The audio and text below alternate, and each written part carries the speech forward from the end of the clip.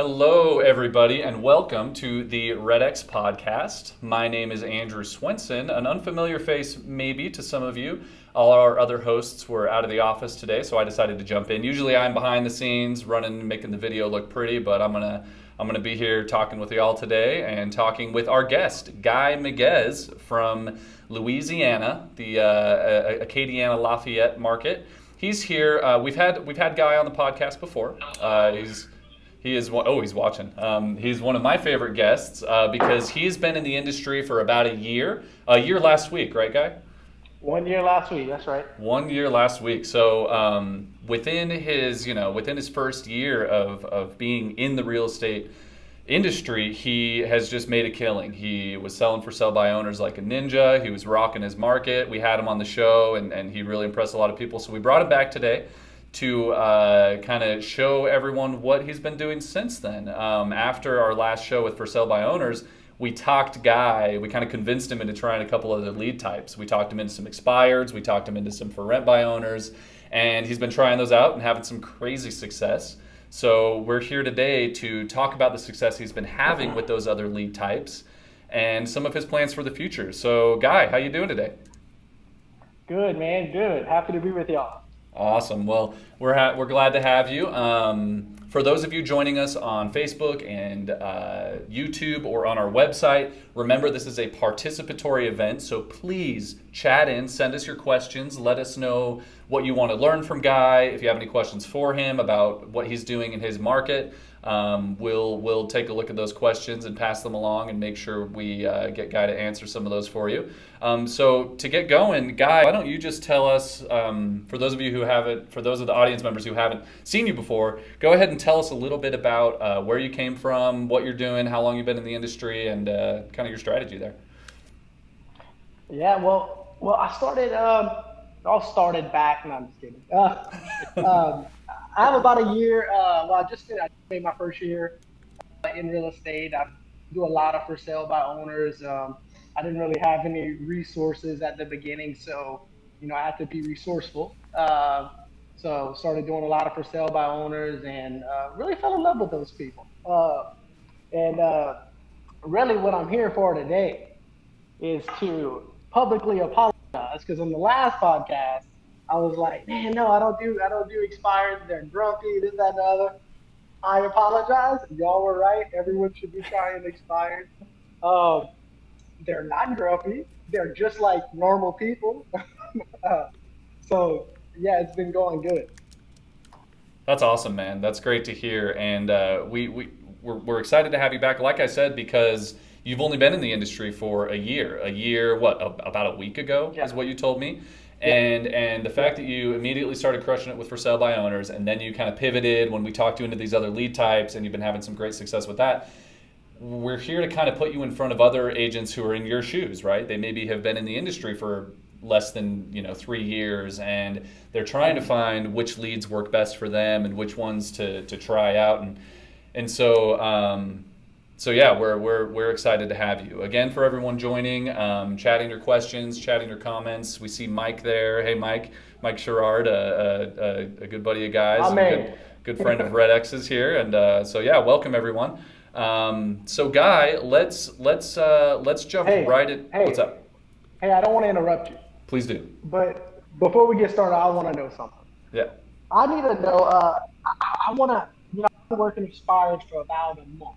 Okay. It's going great. But I need to talk to someone at REDX, whoever's in charge of scheduling, and who thought it was a good idea to set me up after the GOAT, Derek, the expired GOAT, have me coming on here talking about expires directly after this thing. Who is responsible for this? Guy, I will take full credit for that. What Guy's talking about is our last podcast was Derek Lipsky, the king of expireds. He killed it. But you know what, Guy? We're having you on to follow him up, to show everyone that you don't have to be the expired king to kill it with expireds. So, but I will take full credit. I scheduled you after Derek Lipsky. I apologize. It may or may not happen again, but we'll see. So, that's awesome. And Yeah, and for those of you who haven't checked out that episode, it's a good one. This one's going to be just as good. So hang in there. So Guy, let's jump right in and talk about. First, I kind of want to pick your brain a little bit about why or the difference between for sale by owners and expireds, right? Because you were only doing for sale by owners, now you're doing expireds. What's the difference there, and how did you kind of navigate that shift? Yeah, so surprisingly enough, man, I figured expireds would be a little bit, a little bit upset. Their house was on the market 6 months, a year, whatever it is. So I had this, I psyched myself out. I was scared of them for some reason, and really, man, I was way wrong. I mean, for sale, I'm listing expireds at a way higher clip than I am for sale by owners.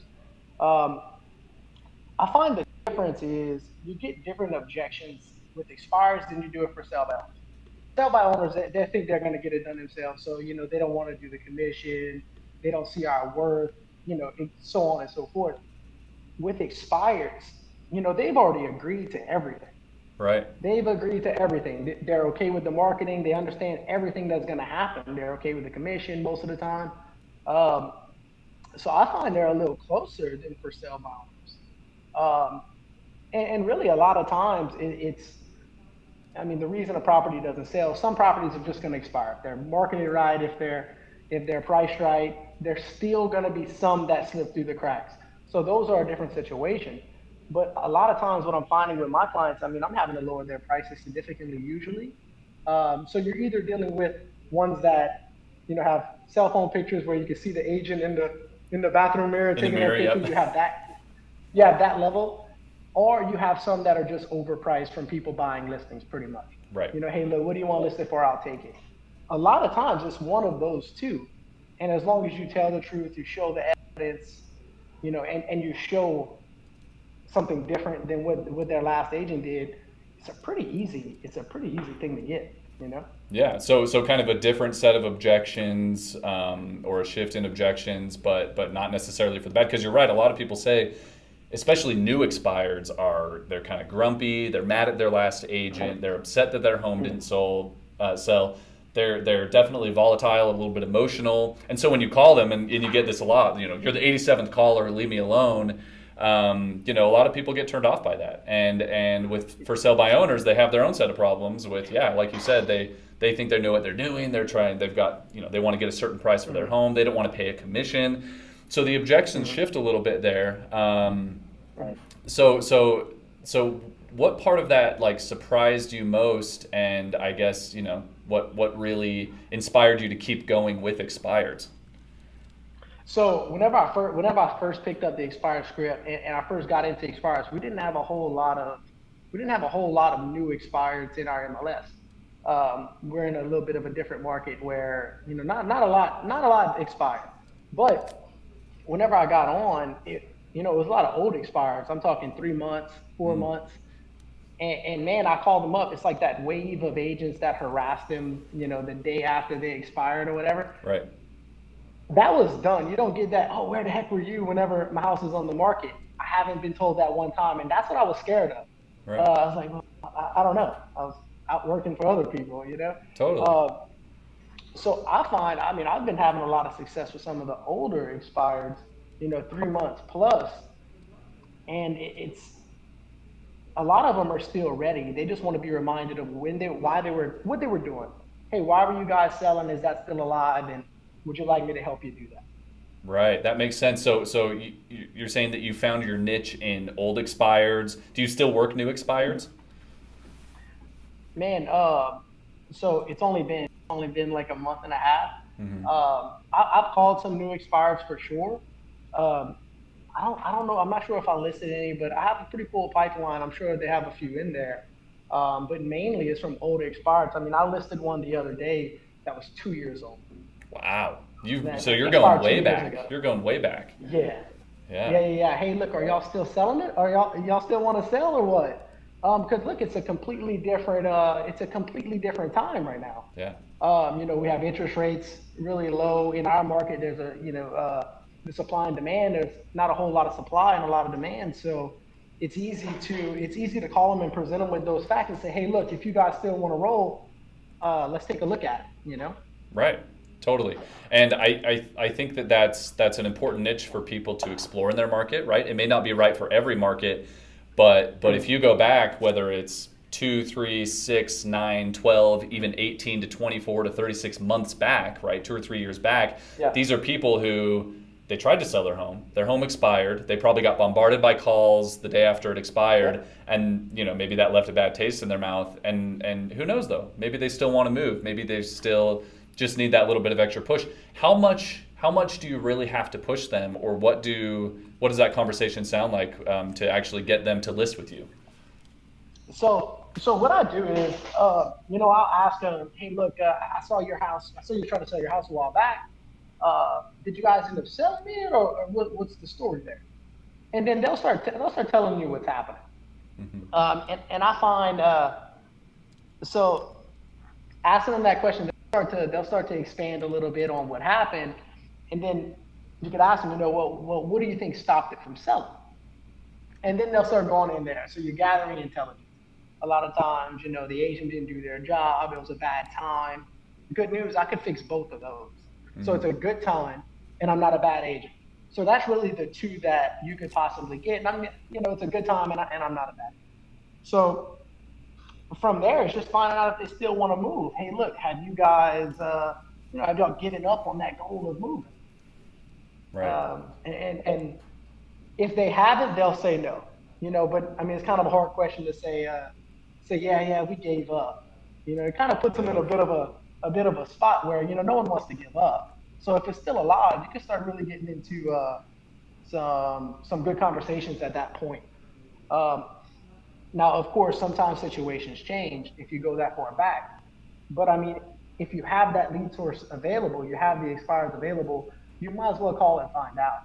Yeah. Because that's really all real estate is, regardless. Unless they're for sale by owner, you just don't know. You don't know if it's still up in the air to move. You might as well call and see. Yeah. Yeah, that's awesome. So when you call these old expireds, regardless of how old they are, what does your script sound like, or what do you say to them on the phone to engage them?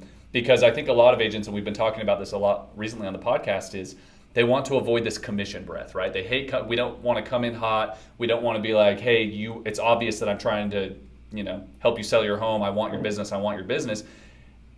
And I think that's where a lot of people get turned off, especially new expireds. So how do you navigate that to not have that commission breath, to not come across strong, and really talk them into it?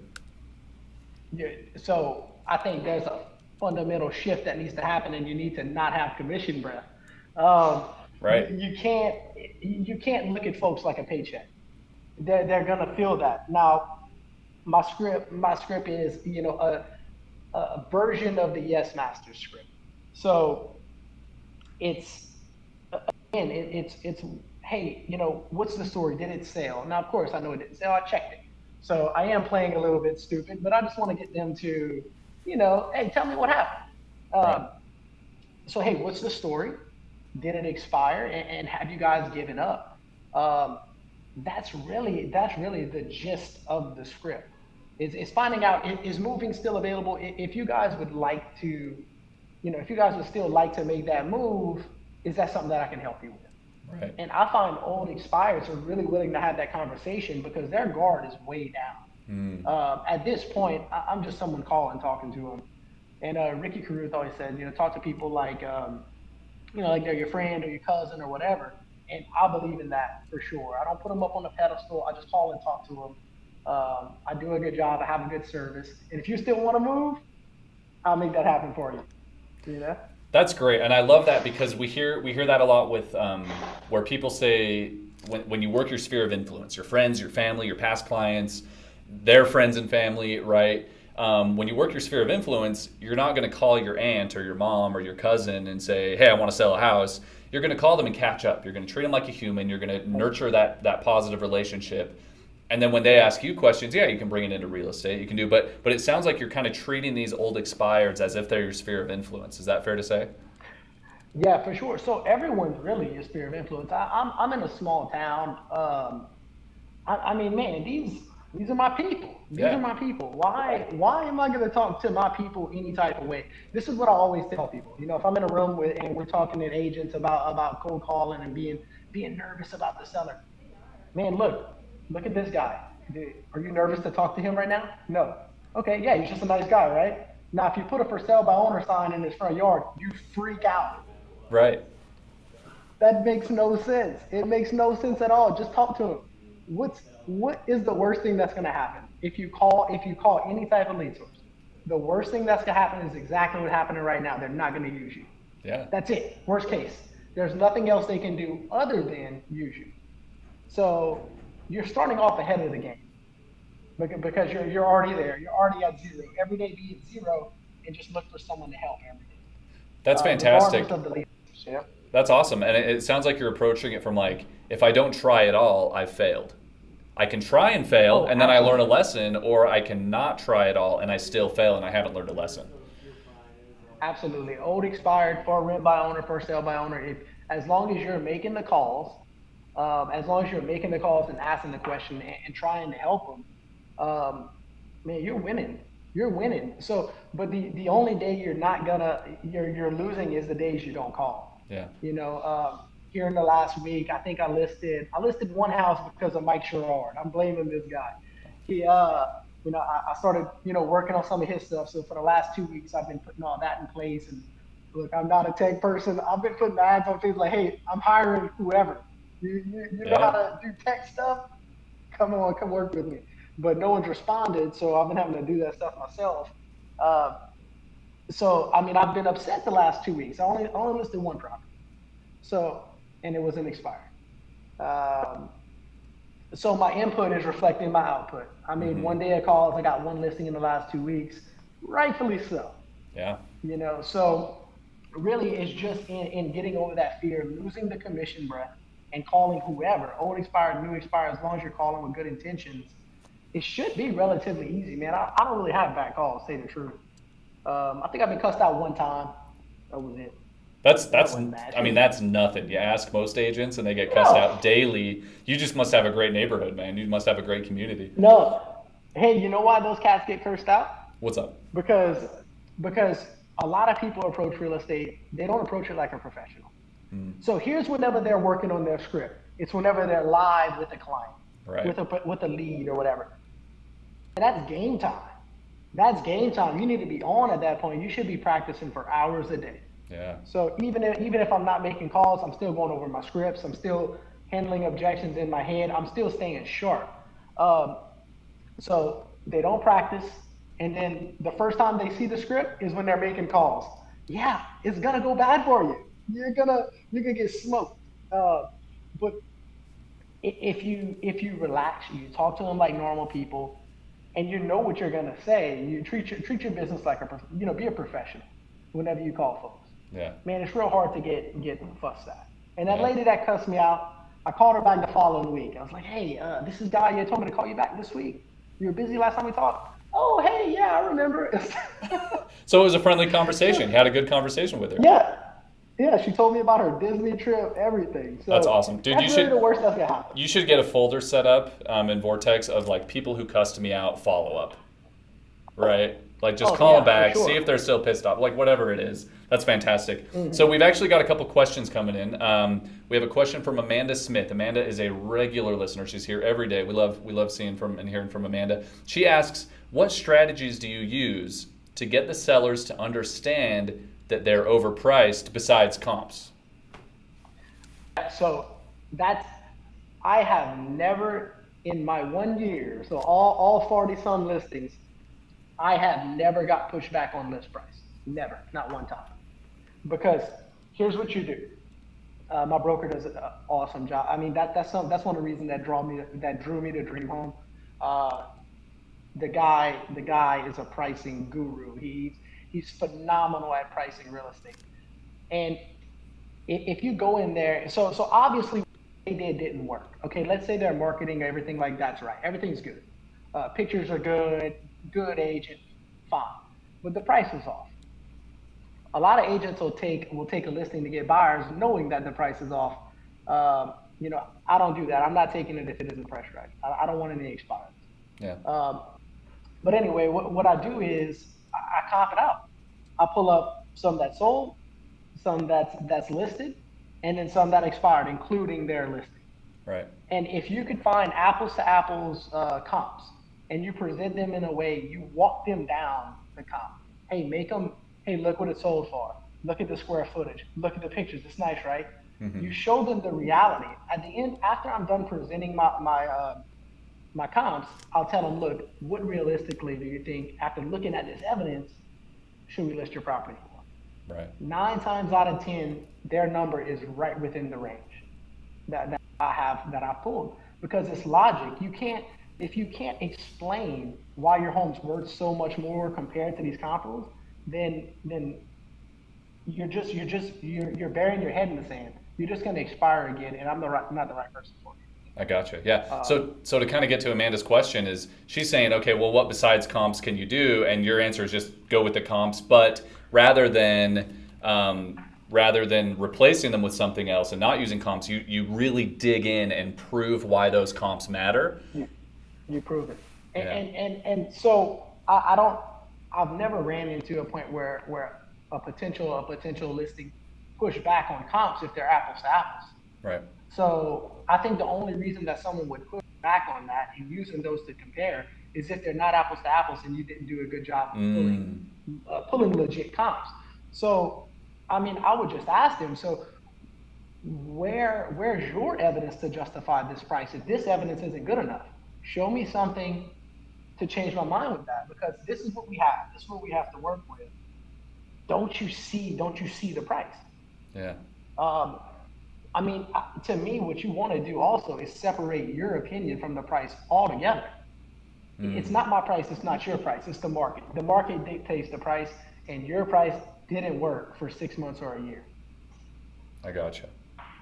Yeah, that's great to hear because the proof's in the pudding. They always need that proof, and if you can really lay it out very clearly and very explicitly for them, they can't deny it. And if they deny it at that point, then that's just kind of on them, right? You've done your due diligence. That's great. So we talked on the phone a couple days ago, and you mentioned to me that when we convinced you to go do some expireds, you tried some expireds, and then you found something online that said, try some old expireds, and that you kind of doubted it, or you were intrigued by it, and that the people online said, no, don't do those old expireds, and you've proved them wrong. How great does that feel? Just I know, man. It's crazy that they lie on the internet. I thought everything on there was true. And Is it not? No one likes old expired. No, no. Yeah. So nothing works to someone who's bad. Right. If you're gonna have a tough time with old expireds, new expireds, for sale by owners. If you don't know how to communicate with folks, and you aren't taking your job seriously and learning the scripts, learning the dialogue to have a productive conversation, you're going to struggle with all lead sources. Yeah. So I kind of let myself fall into that too. Last time I was talking about how they were grumpy, I was like, hey, that's when no expireds. That was a good lesson for me. All lead sources are good if you're good. And the only way to be good is to practice. And if you put in the work, learning the scripts, learning your dialogue, learning how to handle the objections, you truly care, all lead sources are good. Yeah. That's awesome, dude. That's what we love to hear. That's what we love to hear at REDX, because we have so many lead sources, and I think people will skip through them without really giving them their full effort. And I love your model. I love how you started with for sale by owners, right? Because you knew a lot about them. You heard that they'd be easy. You had some early success with them, and you didn't really branch out until you were comfortable, right? Until you had a steady thing. And that's something that we recommend, especially for newer agents, or that a lot of people recommend for newer agents, is get comfortable in one thing and then branch out. Add it to your lead stack rather than going all the way in and overwhelming yourself, right? We don't want to get overwhelmed. So we've got a couple questions that kind of align with that. Stephen Shipler, thank you for joining us, Stephen. He asks, how many hours a day do you make phone calls on average, and on what days of the week? So again, the last couple of weeks I've been a little bit backed up with old Mike, but usually I have a love-hate relationship with that guy. distracting me from my cold calling. But I know if I set up his stuff, I won't have to do as much. But anyway, uh, so usually I try to do kind of all day Tuesday. I call from about 9 till 2, 3 o'clock, something like that. Um, Wednesday I'll make some more calls if I have times, and all day on Friday making live calls for some of our agents at the other brokerages, well, other offices without saying brokerage. I'll come and do a demo. I'll phone call live. They'll hear me get my butt whooped on calls. They'll hear me have good calls. So it kind of helps me stay accountable doing all day Tuesday, all day Friday, and then as much as I can fit in between. But I think that Mike Ferry's rule, 3 hours, 3 times a week, I think that's an awesome place to start. And I tell a lot of our newer agents who are scared to call and stuff, I say, look, talk to 5 people a day, 5 people a week. Okay. Now, if you can't talk to 5 people a week, I'm not helping you next week because that's easy. I can do that in the next 30 minutes. I'm not helping you no more. You're scared. Yeah. But 5 people a week, that following week, I need you to follow up with those 5 and then add 5 more. So next week, you're going to be following up with 10 and just keep building that. And as your skills get sharp, find some little cheap listings. Don't care if you get them or not. Just find some people to talk to get that fear off of you.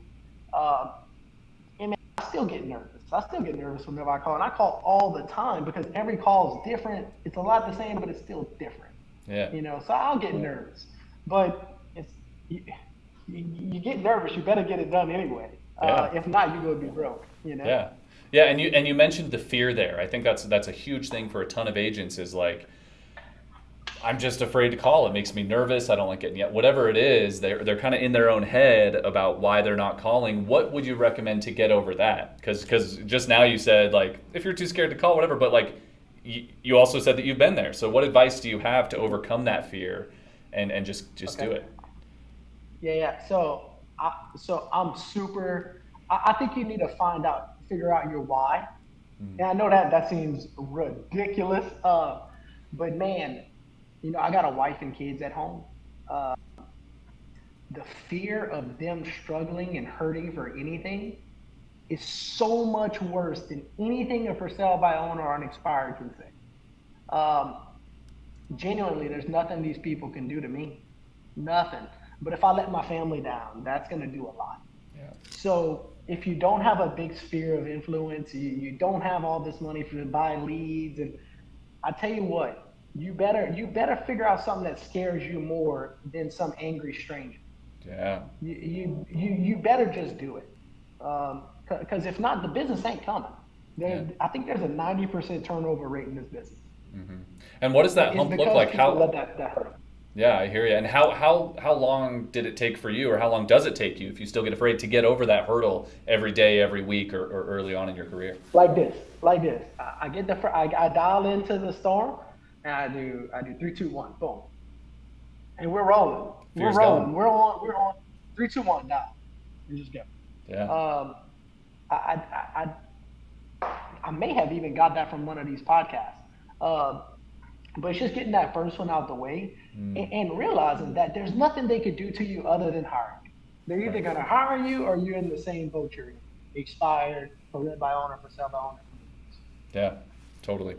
Well, that's great. And yeah, we've heard that from several agents too. We've heard it on the podcast a bunch of times. Yeah, you just make your first dial, right? Just as soon as you get, as soon as you get into it, it'll feel better. It'll be a lot easier. That's awesome. Thank you, Guy. Real quick too, before we move on, I usually, just so everyone, this will help y'all feel better too. I usually get smoked that first 2 phone calls. It's bad. Right. It's real bad. I usually get smoked on those 2, but that's okay, because if I talk to enough people today, one of them's gonna like me, for sure, for certain. One of them's gonna like me. Yeah. And don't worry about what they give back to you too. So if they're not giving you the right stuff back, the scripts aren't going to work, the dialogue's going to be bad. A lot of y'all see a lot of the highlights. The highlights are the highlights. There's a lot of stuff in between there that's not so cute. So just get used to taking your lumps, and the good ones are going to come for sure. Yeah, I love what you said there about seeing the highlights, right? I think so many agents go on YouTube or they go on Facebook And there's mention of the struggle and the grind, but they see these agents that are just ultimately successful, and they don't see all those steps and all those years and all those terrible phone calls that it took to get there. Terrible. I think having that realistic expectation is great, because it does pay off, right? Because then you can build your sphere of influence, you can build a referral-driven business, a social media-driven business, and return to the cold calls just for fun, whenever you need. So that's great, Guy. Thank you. So you mentioned that you are going into your office and actually helping your team. You're kind of coaching your team, doing live calls, giving them advice. What does that look like, and what advice have you given them that you think you could give to our audience today? Yeah, that's fun. So I was nervous about cold calling in front of people and going and calling in general, up until this day. But I find that helped me get out of my shell a little bit. So what I'll do is, we have a brokerages opening up all across Louisiana. We're one of the fastest growing brokerages in Louisiana. And what we do, my broker and I will come up and we'll do some training. We'll teach people how to call. Really, we're trying to build our brokers focus around prospect. Focus around telling people the truth. Here's the truth. If you don't prospect, you're not going to get any listings at all. Right. Unless your mom and them got something and they want to list it. The only way to do it is to talk to strangers, and we're trying to teach everyone how to talk to strangers and how to get over that fear. And I mean, man, I empty the bucket on them. I give them everything. I tell them everything I'm doing. I'll give them the way I handle objections, all that. Because again, there's no scarcity.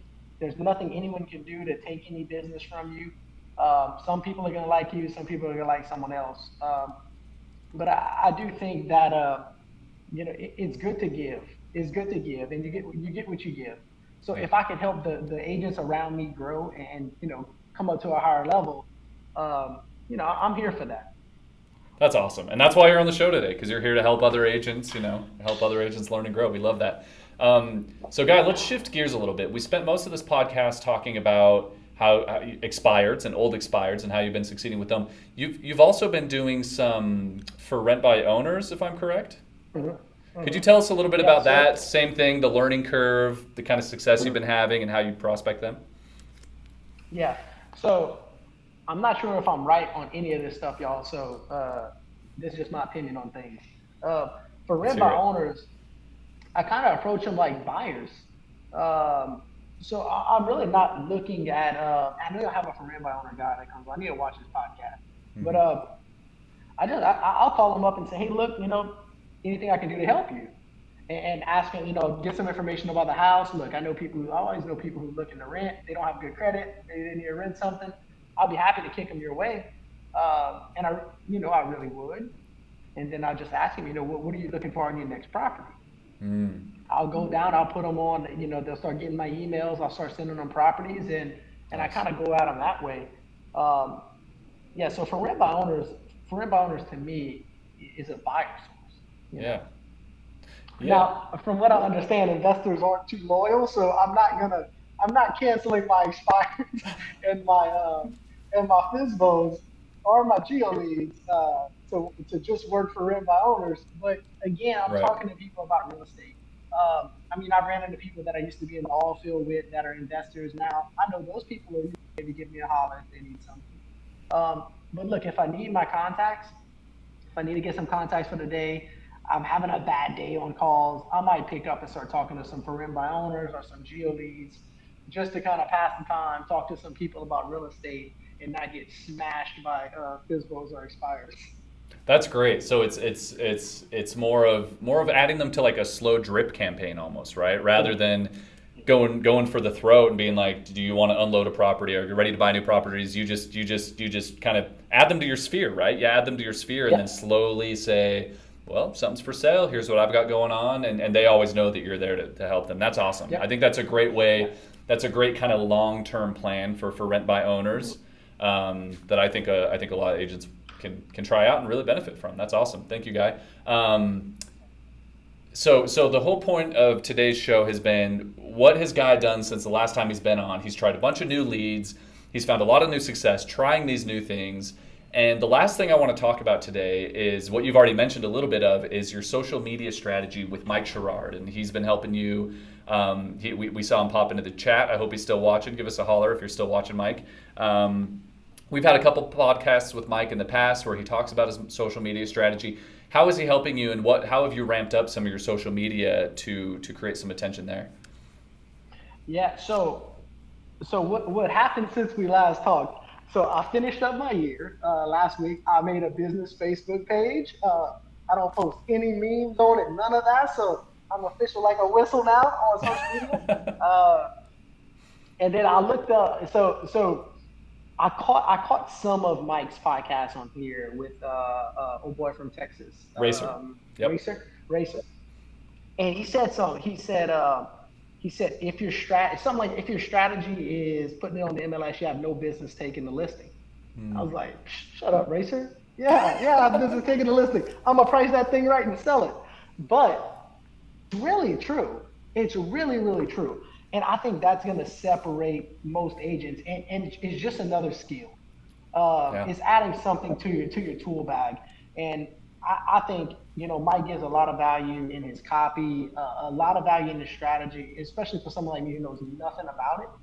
Man, I learned a lot since I started checking him out. I'll text that dude at like way late. I don't know what time it is in Canada. If I'm texting him, I'm like, hey, sorry, what about this? Yeah. So he's helped me a lot. His philosophy in it definitely opened up my eyes, and I think it's going to help me evolve into a complete agent. Yeah.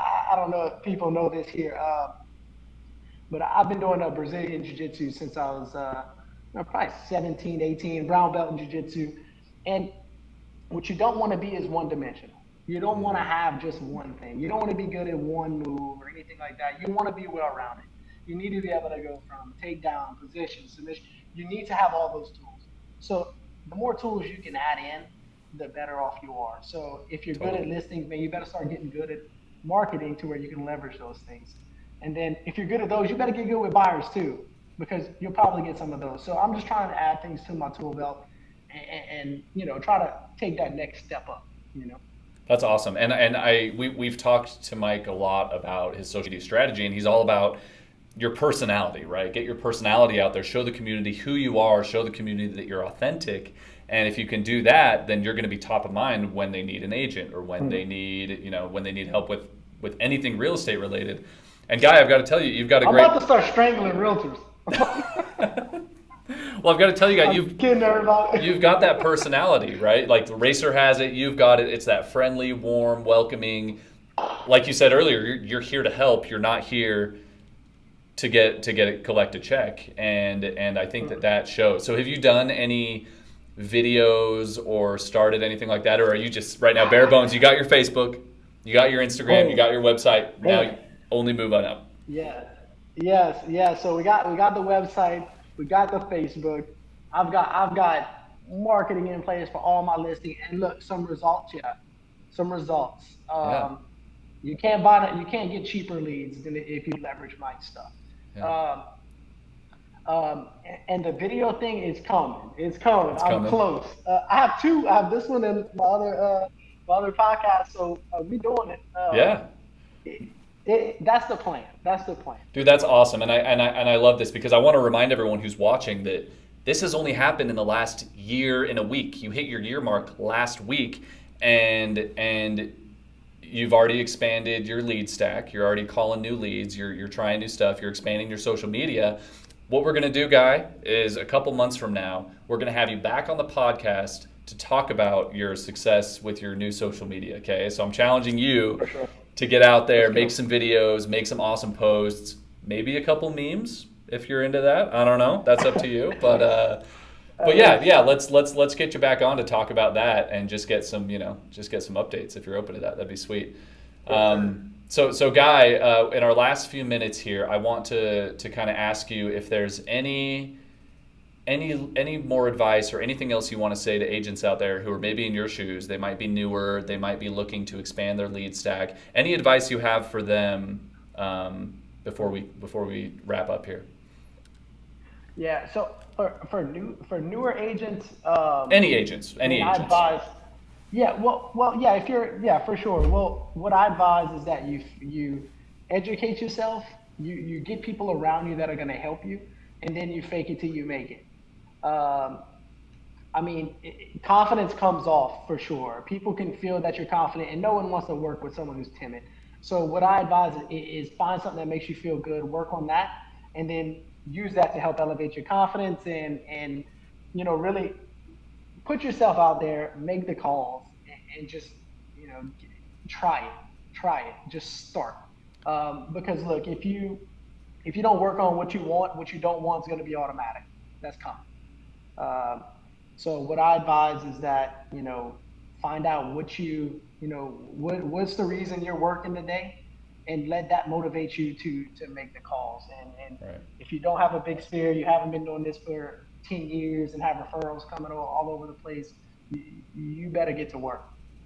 That's awesome. We love to hear that, and thank you, Guy. That's excellent advice. One last thing is what are some of your plans for the future? We know you're going to ramp up your social media. We're going to have you back on. Are there any other lead types, pre-foreclosures, or any other plans or strategies that you have moving forward? Or are you just going to keep perfecting what you're doing? Like, what's your plan? Yeah. So man, pre-foreclosure seem grumpy. I don't think I'm gonna mess with them, man. Okay, fair. No, No. that's if it's not for you. Remember the last time? I said the same thing about Expires. No, I'm probably gonna try them out, man. Definitely social media. Definitely gonna start, leveraging that stuff, leveraging all my listings. And man, I need 100 listings. I need 100. Yeah. That's the goal. I want 100.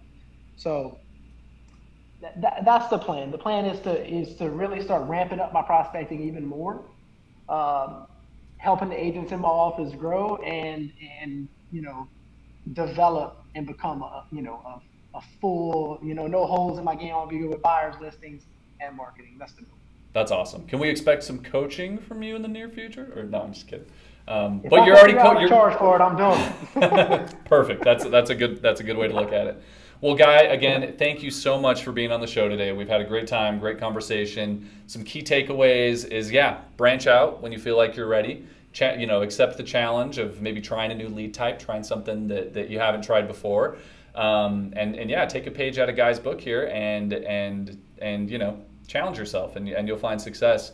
As we wrap up here, just a reminder to everyone that if you want to continue this conversation, maybe a conversation about old expireds or social media, what have you, you can continue those conversations a couple places. One, on our Facebook Elite Prospectors page. It's called the REDX Elite Prospectors. Anyone can join and kind of have those conversations there. And also the REDX forum. So if you are a REDX customer, go to forum.theredx.com and check out the conversations people are having there. You can find role play partners, you can find accountability partners, you can find people like Guy who are there just to give their advice and help you out. Maybe we'll get Guy over on the forum poking around a little bit. I'll be lurking. Awesome. In the He'll be comments. lurking. I'll need something. I'll be He's there. the lurker. And in the meantime, I want everyone to have just a fabulous weekend. Guy, thank you again, and we'll see y'all on Monday.